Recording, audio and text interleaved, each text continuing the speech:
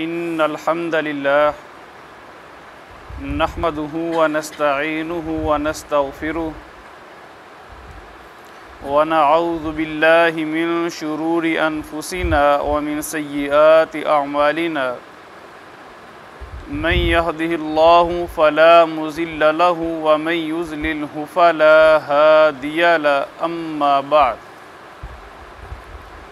क़ाल अल्लाहु तबारक व तआला फ़िल कलामिल मजीद अऊज़ु बिल्लाहि मिनश शैतानिर रजीम बिस्मिल्लाहिर रहमानिर रहीम या बनी इसराईल अज़्कुरू निअमती अल्लती अनअमतु अलैकुम व अन्नी फ़ज़्ज़लतुकुम अलल आलमीन वत्तक़ू यौमन ला तजज़ी नफ़्सुन अन नफ़्सिन शैअन वला युक़बलु मिन्हा अदलुन वला तनफ़उहा शफ़ाअतुन वला हुम युनसरून।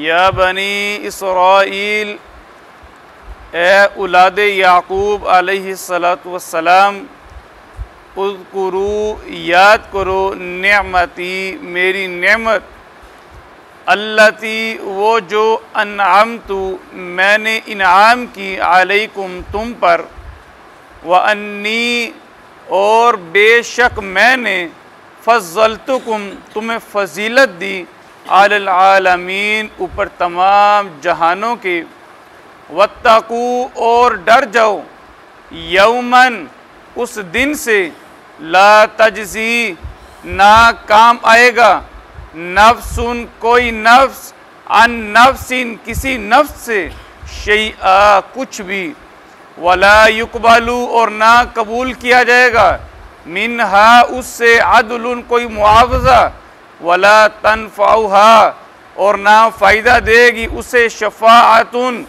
कोई सिफारिश, वला हुम, और ना वो, युनसरून, मदद किए जाएंगे।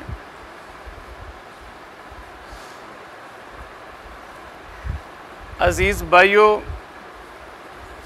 कुरान करीम की आयत नंबर 122 अल्लाह रब्बुल आलमीन ने यहाँ पर दोबारा रिपीट की है। यही आयत करीमा हम पिछले असबाक के अंदर पढ़ के आए, जिसमें इरशाद फरमाया अल्लाह रब्बुल आलमीन ने अहले किताब को मुखातिब करते हुए अपनी नेमतों का जिक्र किया, उसकी याद दहानी करवाई, और अपनी नेमत को याद करवाने का जो असल मकसद है वो ये है कि इंसान को उसकी औकात याद करवाना।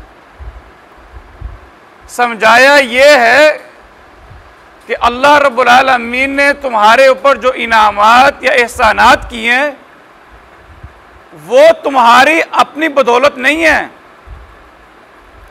यानी अगर कोई इंसान ये समझे कि मैंने अपनी मेहनत के बलपोते पर ये इनाम हासिल कर लिया है, ये फजीलत हासिल कर रही है, फरमाया ऐसी बात नहीं है। ये अल्लाह रब्बुल आलमीन का तुम्हारे ऊपर इनाम और एहसान है, और उसके इनाम और एहसान का तकाजा ये है कि जिस कदर उसने अपनी नेमतें तुम्हारे ऊपर की हैं, तुम उस कदर उसके हजूर झुक कर, उसके हजूर पेश होकर उसकी इबादत करो, उसके आगे गिराओ और उसकी इताअत करो। फरमाया या बनी इसराईल, ए औलाद याकूब अलैहिस्सलातु वस्सलाम, उज़्कुरू, याद करो, नेमती, मेरी नेमत को, अल्लती, वो नेमत, अनअमतु, जो मैंने इनाम की है, अलैकुम, तुम पर, व अन्नी, और बेशक मैंने, फ़ज़्ज़लतुकुम, तुम्हें फजीलत दी, अलल आलमीन, ऊपर तमाम जहानों के। वैसे तो अल्लाह रब्बुल आलमीन ने औलाद याकूब यानी बनी इसराइल के ऊपर बेशुमार नेमतें की हैं, जिनका जिक्र आप तफसीलन पीछे समाअत फरमा के आए हैं, और फिर उस वक़्त तमाम जहान वालों के ऊपर उन्हें फजीलत, मुकाम और मर्तबा भी अता किया। यानी इस वक़्त जो मर्तबा उम्मत मुहम्मदिया का है, उस वक़्त यही मुकाम बनी इसराइल का था, लेकिन वो इस मुकाम को संभाल नहीं सके। वो अल्लाह रब्बुल आलमीन की तरफ से इस नेमत को संभाल नहीं सके। उन्होंने इस नेमत का शुक्रिया अदा करने की बजाय आकरे तकब्बुर किया, गरूर किया, वो अपनी औकात से बाहर निकल गए, अपनी औकात भूल गए। तो अल्लाह रब्बुल आलमीन ने फिर उनको औकात ऐसे याद कराई कि आज तक दुनिया देखती है। फरमाया वत्तकू, अब आगे उनको तलकीन की जा रही है। फरमाया वत्तकू, डर जाओ, यौमन, उस दिन से, ला तजजी, नहीं काम आएगा, नफ्सुन, कोई नफ्स, अन नफ्सिन, किसी नफ्स के, यानी कोई जान किसी जान के उस दिन काम नहीं आएगी। इस दिन से मुराद क़यामत का दिन है। फरमाया उस दिन से डर जाओ जिस दिन कोई किसी के काम नहीं आएगा। कोई दोस्त किसी दोस्त के, कोई भाई किसी भाई के, कोई माँ किसी बेटे के, बाप किसी बेटी के कुछ काम नहीं आएगा। फरमाया उस दिन से डर जाओ जिस दिन तुम्हारा कोई भी साथ देने वाला नहीं होगा। शैआ, कुछ भी, जर्रा बराबर भी, वला युकबालू, और ना कबूल किया जाएगा, मिनहा, उससे, अदलुन, कोई मुआवजा देकर, कोई पैसे देकर। अगर कोई कहे कि मेरा अजाब हल्का हो जाए, मेरी सज़ा में तखफीफ हो जाए, फरमाया उस दिन ये काम नहीं होगा। तो उस दिन से आने से पहले पहले अभी से उसकी तैयारी कर लो। आज तो हालत यह है कि सुबह उठना भी मुश्किल है।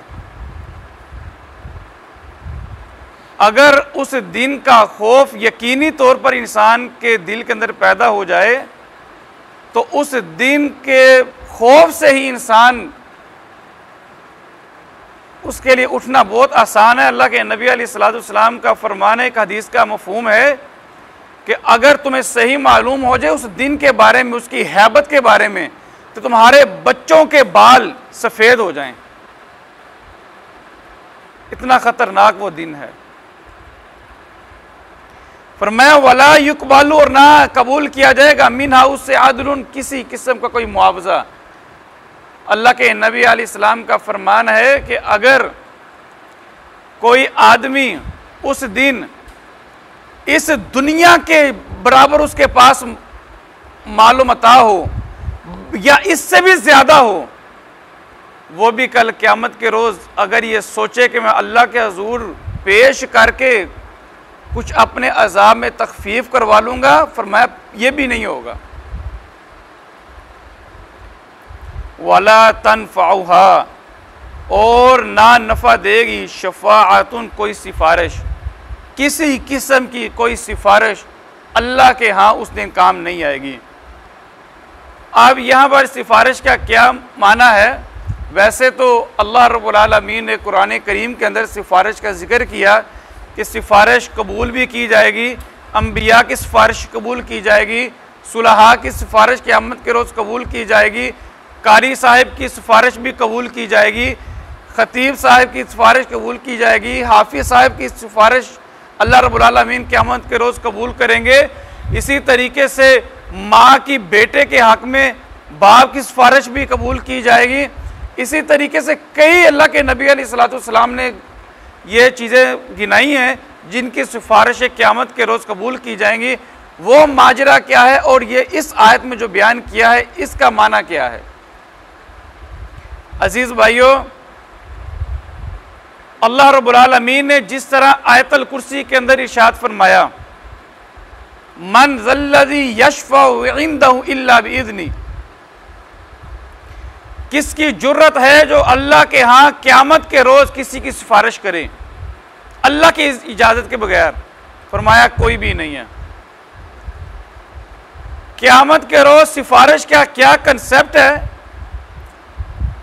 सिफारिश सिर्फ और सिर्फ उस आदमी की क़यामत के रोज़ होगी जिसको अल्लाह रब्बुल आलमीन उसके गुनाह मुआफ़ करके या उसको सज़ा देकर, पहली शर्त यह है इस काम के लिए मुवाहिद होना ज़रूरी है। ये खुशखबरी किसी मुशरिक के लिए नहीं या किसी शिरक करने वाले के लिए भी नहीं।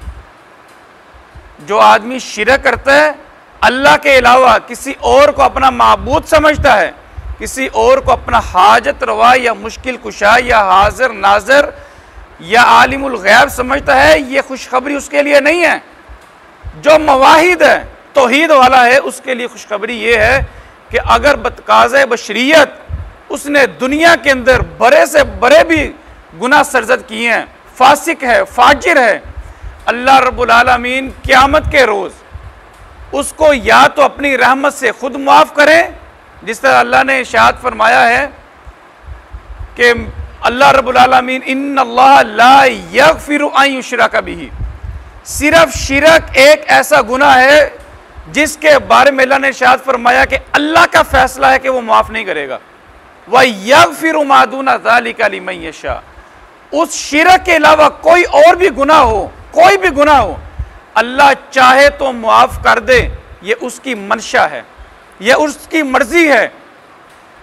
फरमाया कि अल्लाह रब्बुल आलमीन ऐसा आदमी जो मुशरिक नहीं है, चाहे तो उसको मुआफ़ कर दे या चाहे तो उसको उसके गुनाहों की सज़ा देकर, गुनाहों से पाक करके जब जन्नत में भेजने का इरादा करेंगे, उस वक़्त नबी को, वली को या जिसको अल्लाह चाहेंगे उसको बुलाया जाएगा और उसको कहा जाएगा कि इन लोगों के बारे में आप मुझसे सिफारिश कीजिए।